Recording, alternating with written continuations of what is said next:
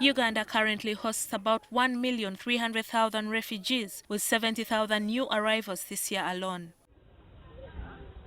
However, in November 2018, the UN Office of Internal Oversight Services released a damning report highlighting major fraud and corruption in operations of the UN Refugee Agency in Uganda. Consequently, there has been a massive decline in funding to support refugees.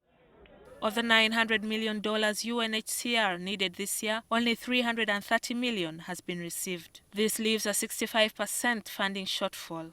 Now refugees are bearing the brunt, with some crossing back to their countries to cultivate the land for food. So we're struggling ourselves in maintaining the level of services we should for refugees. We have a lot of difficulty maintaining certain access to education. So this translates in suffering. It translates into a lot of frustration, if not despair, by youth that are seeing the future getting dimmer and dimmer. The agency has set up measures to tighten its financial management mechanisms. We introduced a very transparent and I would say watertight system which started with a comprehensive evaluation of the performance of all partners with all concerned so that nobody plays games.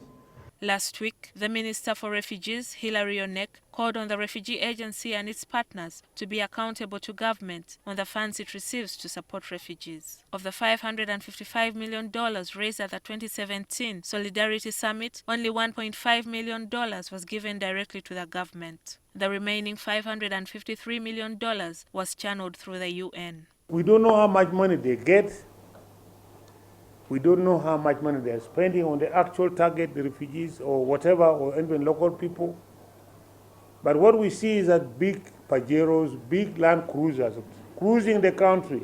And we do issue report on a quarterly basis of achievements, of funds received, of expenditures. So this is, frankly, fully transparent. Well, I think what we need to do probably is continue to improve the way we share information. The funding gap means that the refugee support programs like construction of classrooms, support to health centers, and planting trees to combat deforestation are being scaled down. Gillian Nantume, NTV.